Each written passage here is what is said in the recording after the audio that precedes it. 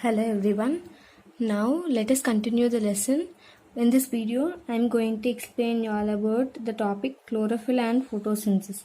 What is the relation between chlorophyll and photosynthesis? As I explained before, chlorophyll is a green color pigment which is present in leaves. Okay. Now let us see how it had been discovered by the scientist. What is the use of this pigment in photosynthesis? Okay. Jan Hingenhaus is the individual proposed that only green plant parts can carry out photosynthesis. That means he told that only the green color part, that means the green color part in the plant is leaf. He told that only the green part in plants can carry out the process of photosynthesis.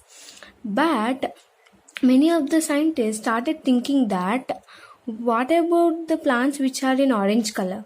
They'll not prepare photosynthesis, they'll not perform photosynthesis. Why? Why only a green color part can perform photosynthesis process? Why not the orange color part? Then the scientists had got many questions in their mind. Many of the scientists tried to answer to these questions. Now, Pelletier and Cavendish were the two individuals who had succeeded in discovering a chlorophyll. Chlorophyll meaning green leaf. These are the two individuals who had succeeded in extracting a green color pigment that is called chlorophyll by green color leaf. That means by leaf they had extracted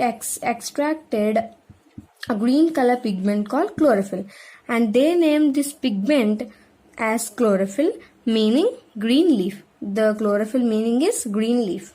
Okay, then many of the scientists had got the questions in their mind that chlorophyll is present throughout the leaf or only in some part. It is spread throughout the leaf, or where it is present, what is the particular position of chlorophyll. They got many questions in their mind. Then in 1883, Julius von Sachs was the individual who had found out the exact position of chlorophyll. Okay, he discovered a new cell organelle which is called as chloroplast. Okay, he is the individual who told that chlorophyll is not spreaded throughout the leaf. It is present in a cell organelle called as chloroplast. Okay, first Jan Hingenhaus told that only green color part in the plant can perform photosynthesis. Then Pelletier and Cavendish told that photosynthesis process to take place in chlorophyll. Then Julius von Sachs told that chlorophyll is not spread throughout the leaf. It is only present in a cell organelle, particular cell organelle called as chloroplast. Okay. Now let us look into the next part. That is 40 to 100 number of chloroplasts are present in a leaf. Okay. Now let us look into the structure of chloroplast. What is the structure of chloroplast? Chloroplast, as per given in the textbook, it is a three membranous structure.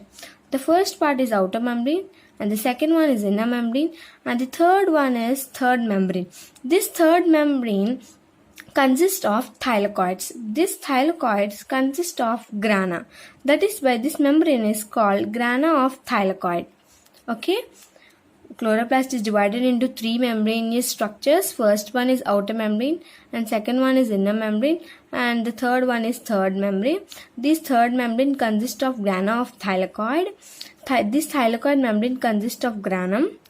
Granum is present in chloroplast. It is used for trapping solar energy. Solar energy you will be getting from the sun. Yes or no? So this grana in chloroplast helps in capturing energy from sunlight.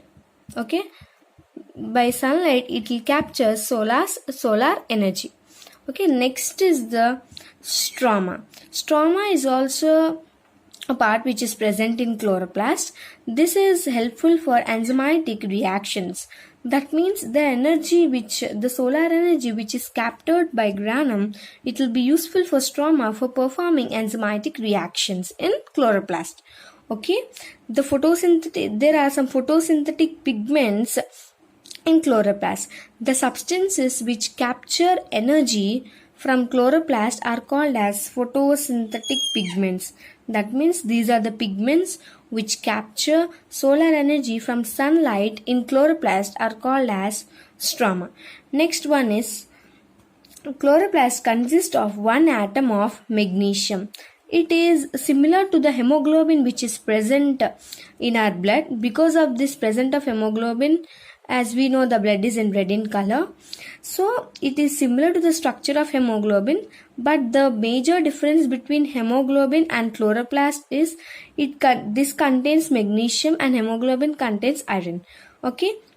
Next, the thylakoid membrane. That means the third membrane of chloroplast is going to divide into chlorophyll A and chlorophyll B. This chlorophyll A is in blue-green in color and this chlorophyll B is yellow-green in color. Okay. If you like my video, please like, share and subscribe to my channel. In the next video, I am going to explain all about the process of photosynthesis and the steps in it. Okay. Keep supporting. Thank you.